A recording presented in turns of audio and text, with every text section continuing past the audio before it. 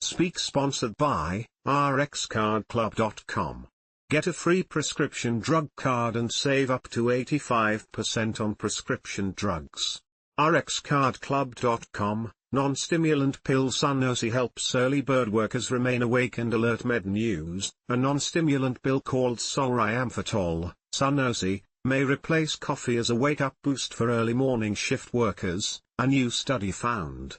Shift workers who took Solriamfetol were less sleepy and more alert than those who took a placebo during their 8-hour shifts. Solriamfetol works by increasing the activity of two brain chemicals linked to alertness and wakefulness, dopamine and norepinephrine. Unlike stimulants, Solriamfetol helps workers stay awake for hours without affecting their sleep later. The study focused on workers whose shifts start between 3 a.m. and 7 a.m., a time when the brain is biologically programmed to sleep, making it difficult to stay alert. Workers taking Solriamfetol were about 4 times less likely to feel sleepy on the job compared to those taking a placebo.